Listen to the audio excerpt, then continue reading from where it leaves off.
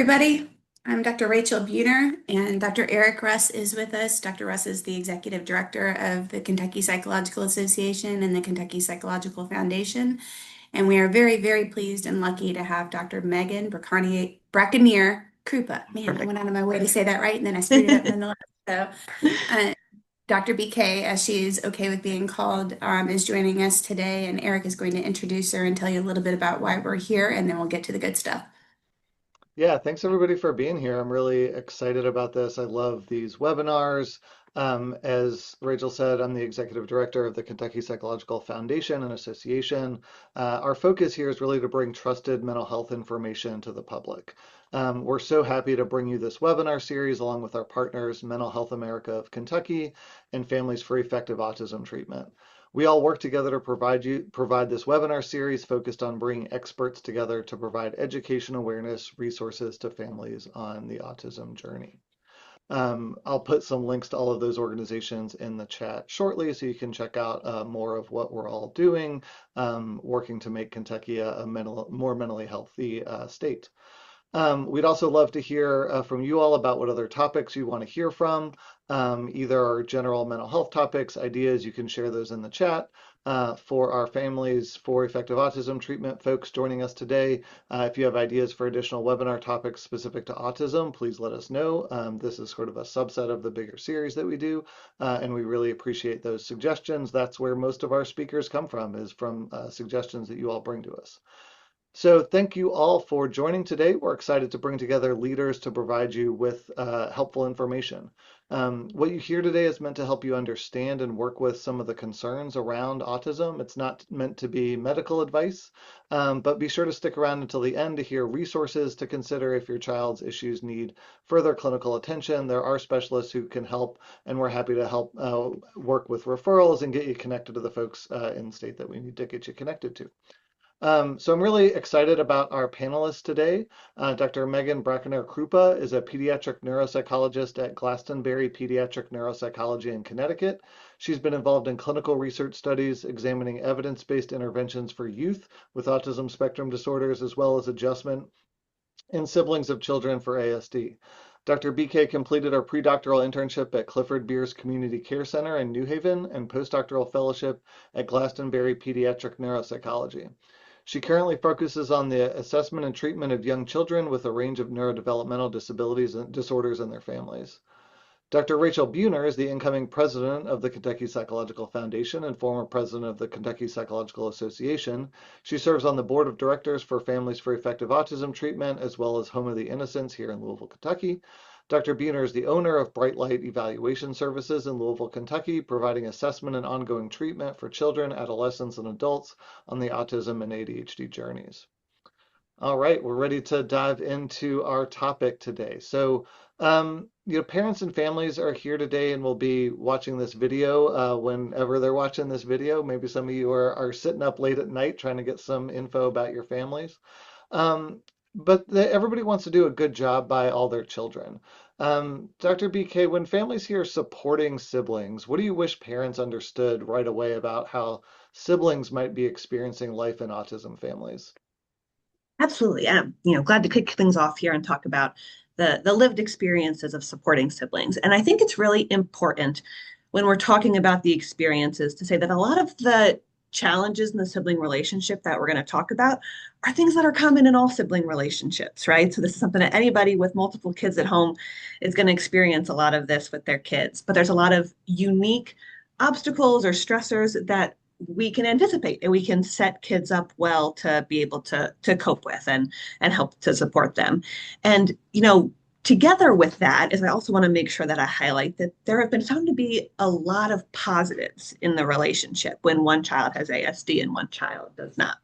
And this is both, anecdotal in kind of your individual experiences with your family, as well as across research. A lot of times results have been found to be, a lot of unique positives together with a lot of the unique negatives. And, specifically diving into some of the positives first, which are a lot of pieces that I'll come back to, is that relationships between a sibling with and without ASD have often been found to include sometimes less of the stressors that you would see between two typically developing siblings. So you'll see less overt sibling conflict or less overt sibling competition in a way that you might see it in other relationships.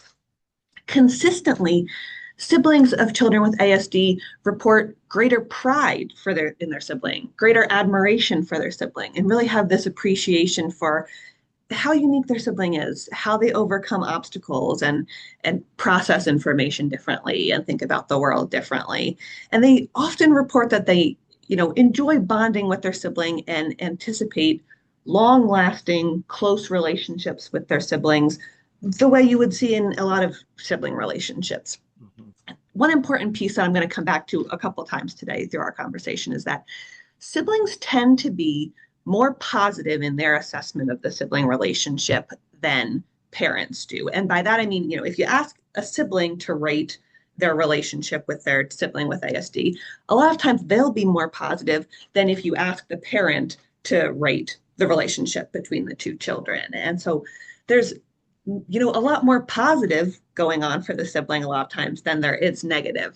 And I think while that is true, and it's really important for me to communicate to parents for them to kind of understand that there is so much good in the relationship, there's also a lot of really unique obstacles and stressors to having a sibling with ASD that we can kind of set them up well to deal with. And, just the nature of having a social disability, it tends to be accompanied by increased levels of responsibility within the family and differences in the dynamic. And so we see this risk of what's called parentification, or the sibling taking on it more of a caregiver role, which is associated with more pressure to feel like you're a role model or a social example for your sibling.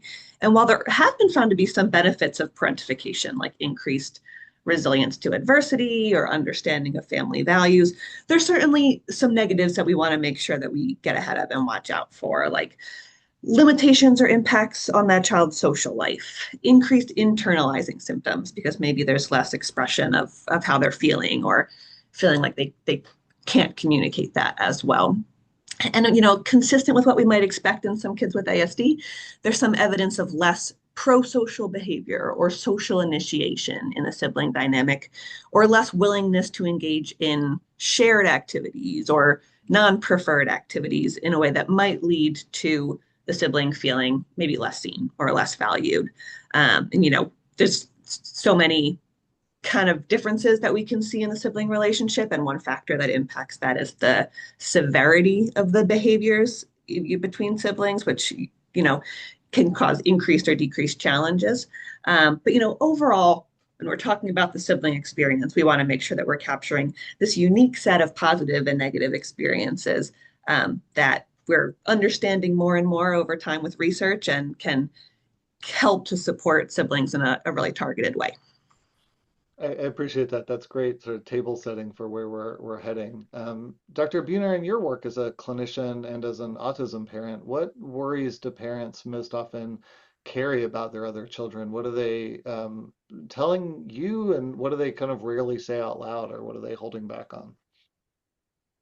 I think that there's a sense of fear, just like Dr. BK said a second ago, just like every parent has about every child, neurodivergent or otherwise, you worry that you're going to do something to screw up your child long term. Like my behaviors, my actions, our interactions right now are going to have lasting negative impacts. So I think the idea that we have perhaps create dynamics or situations or habits that may impact our child long term in a negative way. That's one of the things that all parents have, but particularly in families where autism is a part of the picture, you worry, am I putting too much in them? Are they perceiving me as treating them unfairly or not giving enough? Do they feel unloved relative to the experience that they think that their sibling is having? So you worry that there may be some resentment that's happening. You worry that you may be positioning one to feel like they're the easy one versus the one that's more challenging, requiring more care.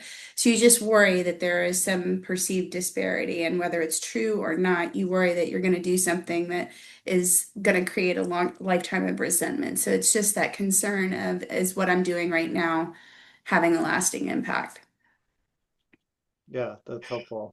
Um, Dr. BK, you mentioned earlier that there's this discrepancy between maybe the way parents perceive the relationship and what the kids themselves are reporting. if your kid, if the sibling is saying they're fine or kind of not giving you a lot of information, but you might have some sense that something more is going on, what are some things you can look out for that siblings might be minimizing their own feelings? Or if it's sort of your own anxiety as a parent maybe taking over and you're kind of putting on something that might not be there. Right. And I think that goes hand in hand with this tendency for siblings to maybe fall into a caregiver role, is maybe a tendency to minimize or internalize what's going on with them, for the sake of family cohesiveness and helping, especially when there's an understanding that there might be a sibling that requires more support or more parental resources. And so I think it's a really important balance to kind of look for signs and open the lines of communication as much as possible to kind of make sure that as much as possible everyone's on the same page. And so, but there's certainly some signs that siblings might be minimizing their own feelings or experiencing internalizing symptoms that parents don't know about, like really increased levels of anxiety or increased mood or depression concerns. And, I think it's understandable for there to be this tendency for kids to mask some of those symptoms for the sake of the family. But there's also a lot of ways that those tend to come out and make themselves known, even if they maybe aren't expressed very clearly or hit you over the head. And so signs that you may want to look for are most importantly, any kind of changes from baseline, right? So if you're seeing things change for that and you're not exactly sure what's going on and the child isn't expressing anything, there may be some signs that there's more emotionally going on. And so we're looking for things like physical symptoms, complaints of headache, stomach ache, appetite changes, panic or restlessness, sleep disturbances, things like that that kind of signal a change in the body that may be going along with kind of changes in their lived experiences or their anxiety. Mood changes, like kids just not acting themselves, irritability, anger, the opposite, kind of flat affect, not expressing a lot, any kind of thing like this doesn't seem right. This isn't quite my kid.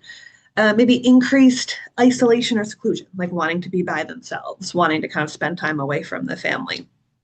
I also often see kids experiencing somewhat repetitive behaviors, and I mean that in a different way than when we're talking about autism, in that they might be engaging in kind of stress release behaviors. So I hear a lot of pulling hair, picking nails, picking skin, things like he doesn't tell me he's anxious, but he pulled a patch of his hair out, or she hasn't told me that she's upset. But she's all of a sudden she's scratching all the time. And so things like that might seem like fidgets, tics, things that are becoming, somewhat problematic. You also a lot of times will see increased anxiety about other things, unrelated, general, or atypical stressors. Like all of a sudden she's really anxious about general things, getting places on time, family routines, things like that, where it might be a sign that the anxiety is just kind of going somewhere else and kind of building up. And something that I've actually seen a lot is anxiety about family separation or family safety in a way that might reflect increased understanding of what if something happens to my sibling? Who's responsible if something happens to my sibling or my parent? And so, all of this, particularly paired with not wanting to talk. Again, saying that they're fine, not wanting to talk about things, especially if any of this represents a change from baseline or is paired with kind of any other signs. Yeah, I think that makes a lot of sense. One of the things that I think about sometimes is parents don't always have the tools or can be scared to ask about those kind of things that you're talking about.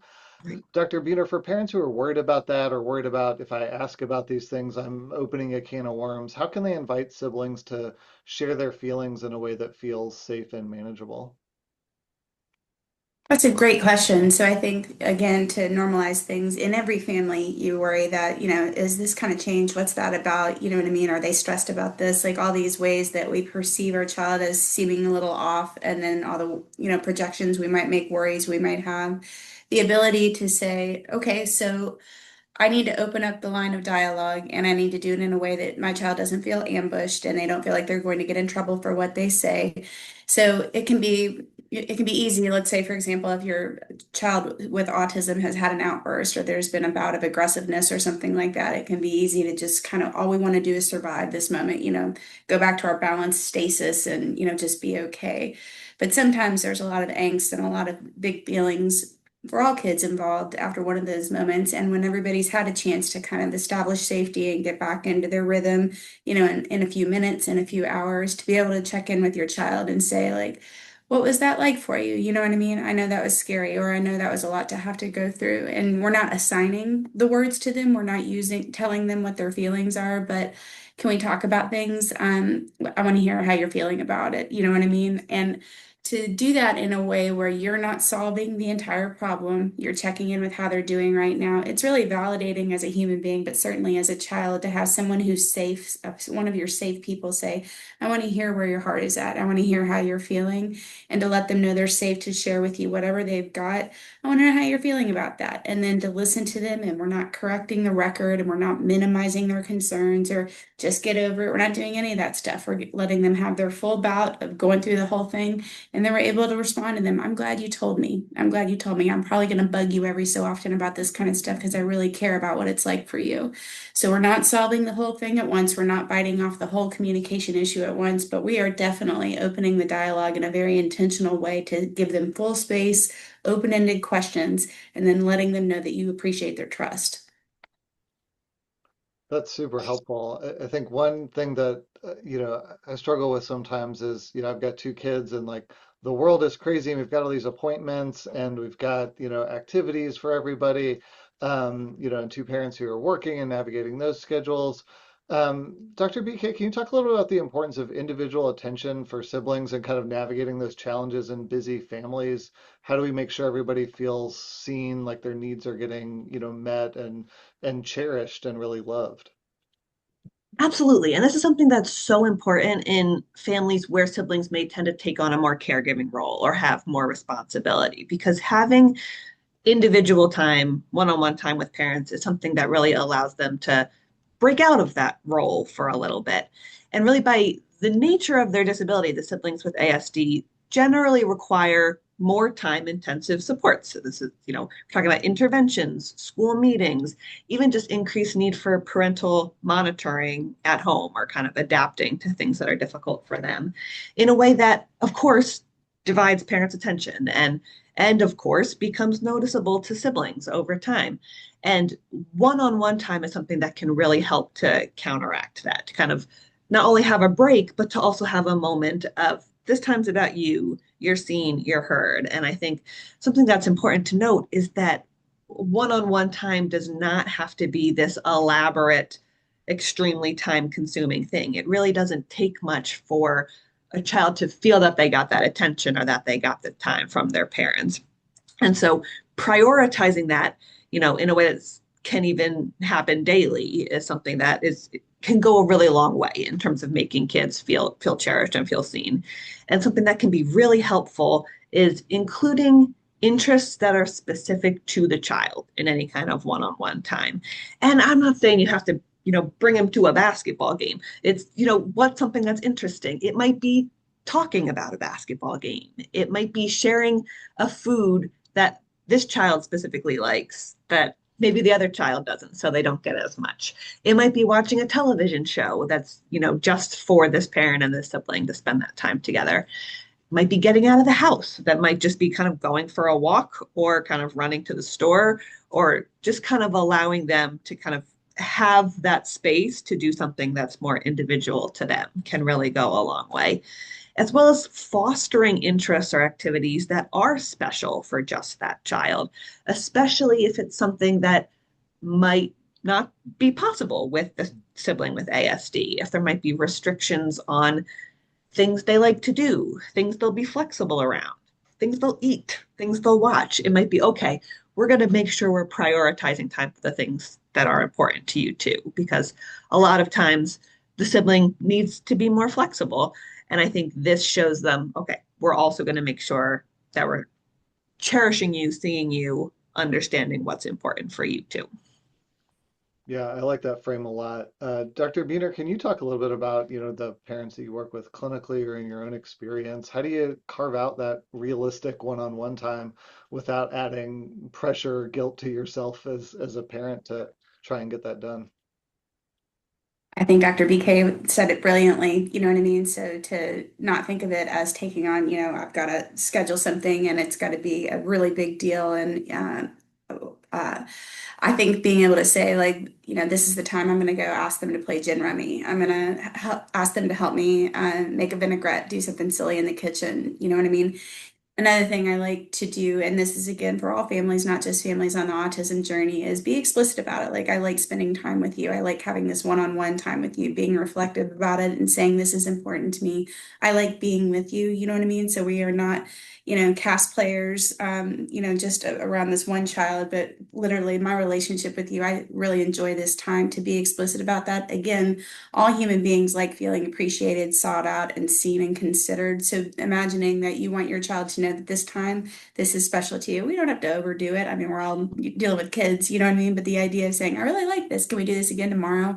Or can you always be my, kid who makes the vinaigrette? Like, I really like it when you're in here with me, mixing stuff up like it's a chemistry experiment. It's really fun for me. And just going out of your way to make moments, little moments, special. It doesn't have to be elaborate. Like she said, it can be little special moments that you decide to carve out and create. Kids really like being sought out for attention, being sought out for checking in. When you enter a room with all of your kids, to ask what's going on, what's the funniest thing you saw on YouTube today? Do you want to help me out with this? How was your day? Like, just seeking a child out, it makes a real impact. I think these are great points. One thing that can happen in these dynamics is that siblings are really attentive to what's happening with the other kids in the house and notice those differences in attention and expectations. Dr. BK, can you talk about how children make sense of what seems or might seem unfair? Why does that matter? That can feel pretty fraught for parents, and figuring out how to acknowledge that or navigate that can be difficult. Definitely. And again, want to make sure that I highlight that this is common in all sibling relationships, right? Where there's going to be dynamics of feeling that something is unfair. If one is older and one is younger, if one gets to do something and one doesn't, there's going to be navigating these feelings of hurt feelings and feeling like things aren't equal. And this can be especially challenging in sibling relationships where there are different standards and different expectations by nature of the child's disability. And that's exactly it. Children will feel that situations are unfair if they see differences in parents' expectations or reactions. And I think it's important to validate that that is often the reality, right? Like the reality is that there are often going to be differences in expectations that lead to valid feelings of unfairness, which I think is kind of at the core of what I want to say is that yes, we can't avoid feeling like things are unfair in these dynamics because there are going to be situations where things are unfair and that's a valid feeling for them to have. And so I think one of the most important things is validation of those feelings of things being imbalanced. I know this feels unfair. I understand that you're frustrated. It's okay for you to feel frustrated about that in a way that helps the child kind of feel validated and reflected in that moment. Avoiding things like you should know better, he doesn't know any better, she doesn't know any better, because that's, language that really highlights differences in expectations. And to be honest, siblings know, they know that there's reasons that their sibling doesn't know better or that there are different expectations. They don't kind of need to be reminded of that. It's still valid for them to feel like, yeah, sometimes it's unfair. And I think something that can help to counteract that a lot is psychoeducation about the disability and kind of having siblings be involved in open, clear communication about the child's needs and what's hard for them and what makes more sense for them and what's going to help. Because it's especially important in autism because autism can mean so many different things, right? And siblings' needs will look so different from family to family. So I think being really intentional around helping siblings understand kind of what their siblings' needs are can kind of both help them to cope with things that are unfair sometimes while still validating that yes, it's frustrating that sometimes things are going to feel unfair.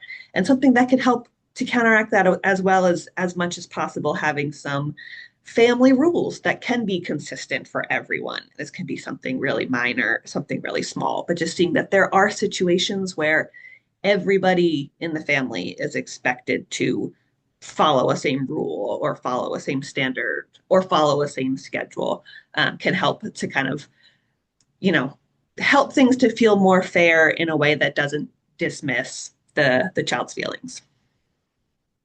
Yeah, that's great. Dr. Buehner, any wording or verbiage that you've come up with in your clinical experience to communicate these ideas around fairness that can avoid some of the pitfalls that Dr. BK is talking about? Well, we've used the word validation several times today. So I think, again, the ability to, as much as we want to, again, return to a balance, everybody got through that rough time, or we had a rough day yesterday, we're back on track today. But to be able to validate the siblings' experience of kind of how things are going or how they're feeling about things, to be able to open that up. And, sometimes you're going to get messages of it's not fair, or I hate it that, or how come he gets to some of that kind of stuff, and the ability for us to say, you're right. Right, you have every right to be frustrated by that. It's completely understandable how you feel. Some of this, can be explained with, as Dr. BK mentioned, educating a little bit. I have an example. One of my children asked, "Why do you let him ask the same question 8 million times?" You know what I mean? Because my child on the spectrum tends to do that, and just explaining that I know it's irritating sometimes to you, perhaps, but it also is a way for him to establish safety. Like, for if I give him the same answer every single time, it's a way for him to know, like, this room is safe, everything is as it should be, and yes, the Titanic did sink.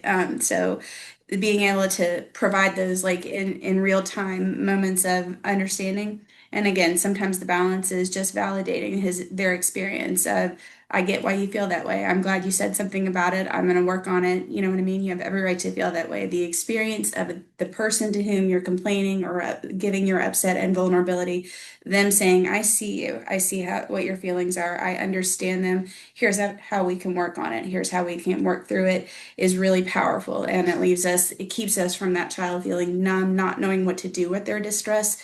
It lets them know my feelings matter. That's great. I think I'd like to maybe get a little deeper into this idea of caretaking and boundaries that we've touched on in a couple other points.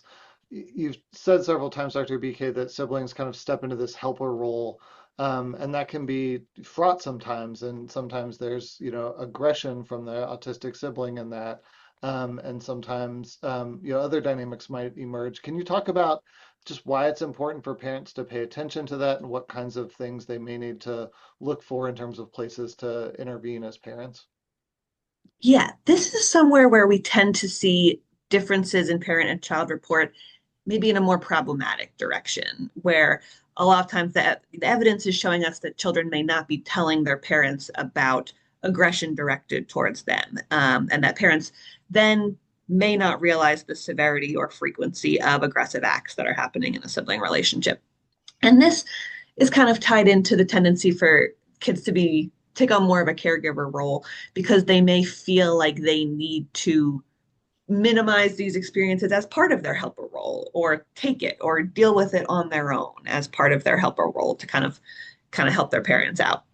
And we've seen high levels of aggression and stress related to aggression being reported across the research. So aggressive behavior has been reported as the most common problem in that's reported by siblings. So if you ask siblings kind of what are some of the biggest stressors in your relationship with your sibling, aggressive behavior is oftentimes at the top of the list, and with high numbers, some studies finding 84% of siblings reporting aggression as a concern in their dynamic with their sibling. And when we look at coping strategies, we also see that a lot of times there are some maladaptive coping strategies for dealing with aggression. One of the most common being anger. So this is somewhere where it can kind of build up resentment, can kind of, plague the sibling relationship if this is something that siblings have to deal with and are not having support around, or being taught how to cope with, and, not even cope with, but stop, kind of have someone to kind of help keep them safe. And it's a problem that's often underaddressed in support for siblings. So, kind of looking at sibling specific intervention, while a lot of them are focused on conflict, a lot of them are not specifically providing psychoed around what to do if there is aggression, who to seek out, how to kind of find that safety.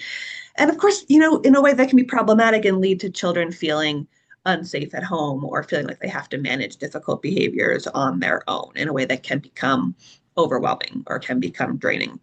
And so it's really important to kind of open up communication and pay attention to this dynamic to make sure we're creating safe family dynamic at home. And that siblings understand that this is not something that kind of falls under the category of something that they have to bend around or something that just kind of happens. It's something that we want to make sure that we're supporting you in. Yeah, got that. Dr. Buehner, what are some strategies to ensure that a sibling is not taking on too much responsibility? How can parents sort of gently reset roles without making the sibling feel unappreciated for the help that they're trying to give?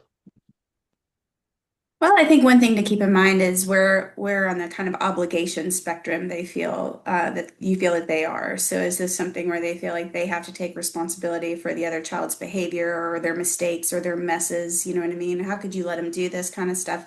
So we want to avoid language that's blaming or targeting or finger pointing about the ramifications of the child with autism's behaviors. We also want to look at kind of think of appreciating your child's helpfulness versus making them responsible for the other's behavior. So the idea of thanks for helping, or thanks for setting the table, or I appreciate that, or that means a lot to me. You know what I mean? That sure does make life easier. But it's not an obligation where if they don't do it, or certainly if their sibling gets into messes, mistakes, outbursts, etc., we're not putting the blame on them because they're just a child living here on the planet for the first time too. So we want to make sure we treat them like a child. So appreciating helpfulness versus obligation and responsibility is kind of one way to think about it. And appreciating helpfulness it goes a long way. So thank you for setting the table. Like just like we do in any household, your contributions matter so much. You know what I mean? And I think too, being careful with moments where you notice them taking on too much without you asking them to do that, feeling overprotective. A child who says you need to tell them blankety blank, being able to say like that's my responsibility. I'm going to handle that. Like this is my thing. I will take care of this. To keep them from feeling like they've got to, create justice or do any of the parenting themselves to again understand they're trying to make the situation better. They're trying to assert some control and it's admirable. However, you just get to be a kid. Let me handle this in whatever kind of way feels right to you to say that. You don't necessarily, our viewers here don't need us to put a script in their hands necessarily, but the idea of saying, I'll take care of this. This is my thing to handle. You know what I mean? I appreciate how much you care about it, but let mom handle this. Some version of that may be really useful to kind of put in your toolbox. Yeah, and I think it may be helpful to help folks get an idea of what like healthy sibling involvement looks like. So maybe Dr. BK, you could share a little bit about sort of how you think about that, what that healthy sibling dynamic looks like. Absolutely. And to echo what Dr. Buehner said, kids like to be helpful. They like to be involved and to kind of be appreciated and to be sought out to help with things. And so there's certainly healthy ways for siblings to be part of routines. And a lot of times that's going to include being praised, receiving positive reinforcement for helping or for setting a good example in a way that doesn't feel like a responsibility, an expectation, a burden, but feels like something that they're a cherished part of the family for and something that they're a cherished person because they're helpful and they have all these skills and I think another part of healthy involvement includes being involved in conversations about their siblings' needs in a really open and positive way, in a way that doesn't necessarily create fear, doesn't create anxiety, or doesn't create an environment where they feel like hard things are minimized and that they don't have the opportunity to kind of talk about things that are going on and avoiding some of the more unhealthy dynamics that we've talked about. Number one, being the recipient of aggression, any kind of physical or verbal aggression is the number one thing we want to make sure we're looking out for that can become very overwhelming and can become a drain. And then, just watching a dynamic that turns into too much flexibility on the part of the sibling and that it's more bending to the sibling's wants than shared enjoyment in the dynamic or becomes more caretaking, more babysitting in a way that they're taking on responsibilities that they don't need to. And in a way that kind of forgoes their individual wants or needs. And so just kind of being mindful of that balance while also not being afraid to have siblings involved in a way that's really healthy and helpful. Yeah, we've been talking about sort of the younger end of the kid spectrum, and I wonder as we look towards, kids who are grown up or heading into their teen years or adults, as siblings grow up, how can the early family experiences that we're talking about shape who they become as teens and adults? What do you think about as sort of the best possible scenario of raising healthy kids together, neurodivergent or otherwise? Yeah, the sibling relationship is the longest lasting familial relationship that there is. And so creating a good foundation in any sibling relationship really sets children up for a lifetime of support, fulfillment, positive reinforcement in, safety in that relationship. And there are many positive long-term outcomes to growing up with a sibling with ASD.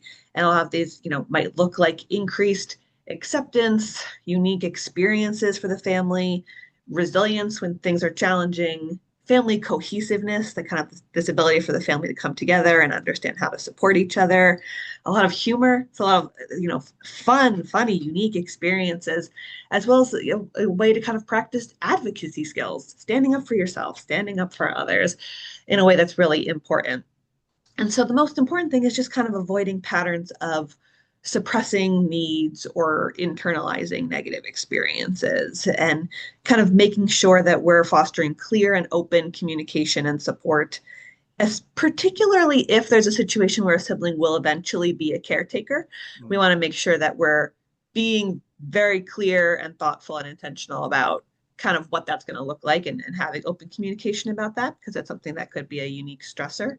Really, with the best possible scenario, not being avoiding conflict or stress, because it's not realistic. And you're not going to have that in any sibling dynamic where you can avoid conflict or stress and kind of take those negative experiences away. But providing children with the coping skills that they need to manage unique stressors and thrive so that siblings can really flourish and create a lifelong bond, whatever that looks like for them.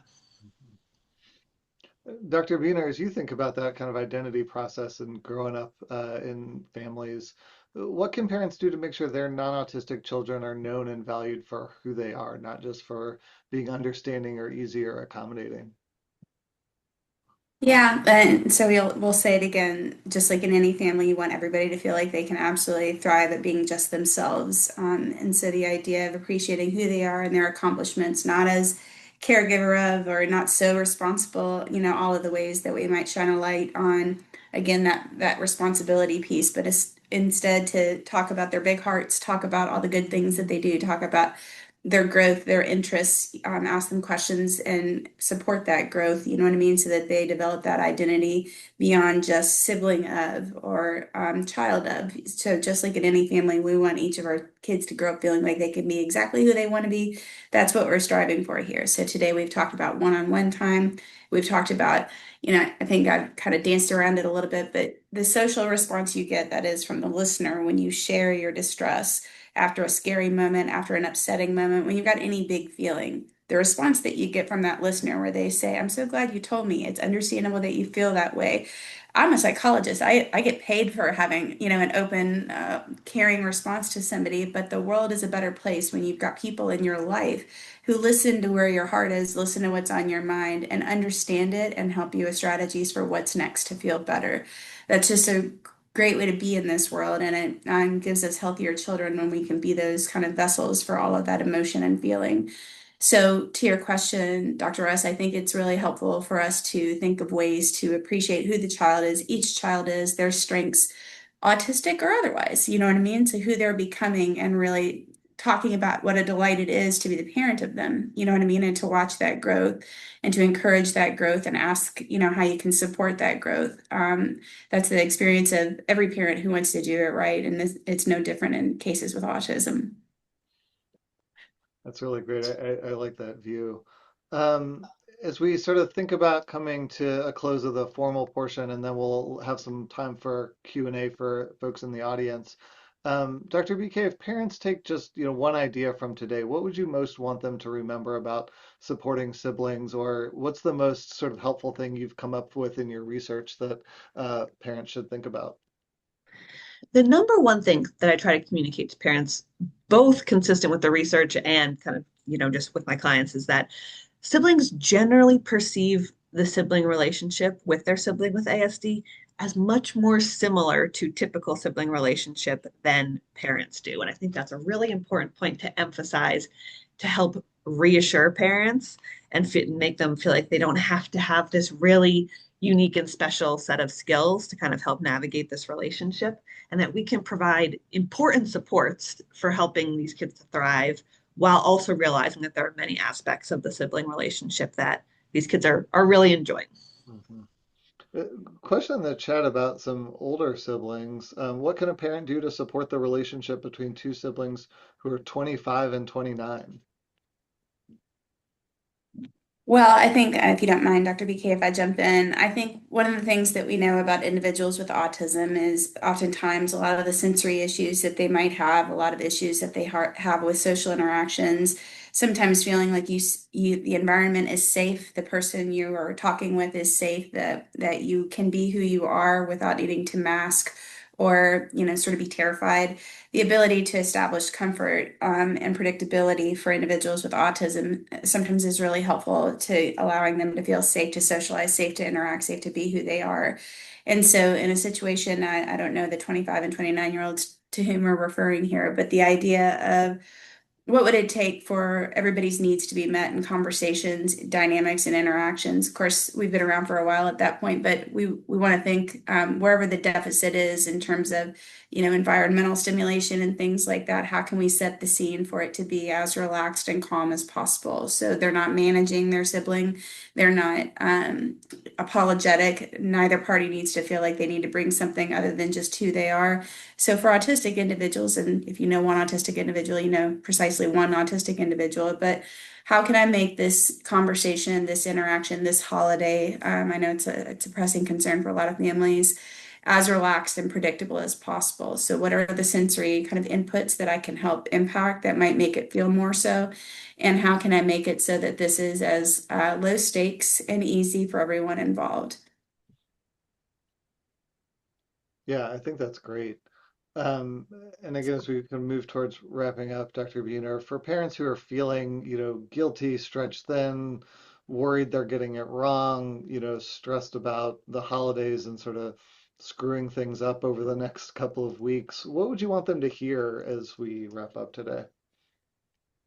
Well, first of all, you're here. You took the time to watch this or seek this video out or be with us today. And I think that that indicates that you've got a level of caring and wanting to get it right that you can feel proud of it. That's a big part of the battle right there. I think that as parents on the autism journey, we are naturally going to feel like we don't always know exactly what to do. This isn't programmed the way that society programs it for a lot of families. So a lot of it is just getting through the day, as I mentioned. But I feel like when you get a little bit of information like what folks are hopefully getting today about how to be a more effective communicator and make sure you're a great listener to the best of your ability, the idea of going home tonight and saying, I've been thinking about something about our conversation the other day or how things went down on Tuesday or what it must be like for you. To say I was thinking about you today or I was thinking about it, to let that child know that you consider them and that you think about them and you think about their well-being, that they occur to you, not in the context of being so-and-so's brother or sister, but literally your well-being really matters to me and it was on my mind today. And so I was wondering if, and kind of just again opening to that might be how you feel about the thing that happened the other day. That might be, can we play some cards later? That might be, could we start a thing where you always go with me to Kroger just so we get some time in the car?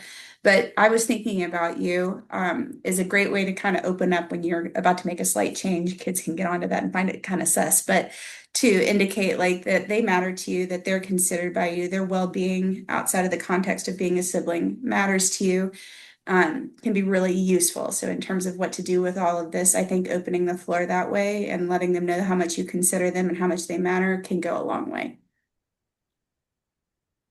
I think that's really great. Any other questions in the chat before we close up for today? I really appreciate you all being here and sharing all this information. This is incredibly helpful and exactly what we're hoping to do with these workshops is, bring psychological science to the public and talk about how people can use that to improve their daily lives, improve their relationships, improve their parenting. So just really appreciate you all being here today. For our FEET families who are watching today, Families for Effective Autism Treatment, I know that you know Melanie and myself, we really care about hearing from you. If there are ongoing concerns that you have about the mental health in your families and how to enhance or bring peace or make things just a little bit easier, even if it feels kind of niche or nuanced just to your family, feel free to share those topics and worries with us because we are happy to put together the right experts to try to answer some of your questions and make life better. It really can be better together. And we'll have this video posted in early January for folks who weren't able to make it today, so you all can share it with folks in your networks then.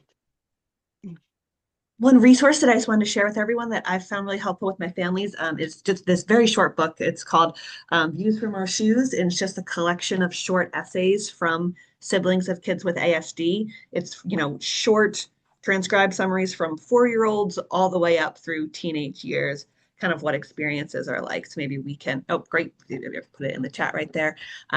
Something, an easy read can be really helpful for kind of opening conversation there. That's wonderful. Great. And thanks for Dr. BK for being with us today. Thanks to Dr. Buehner. Happy to. Really appreciate all the information and hope everyone gets some rest and recharge in the next couple of weeks. Thanks, Happy everybody. holidays. Thank you. Bye, everyone.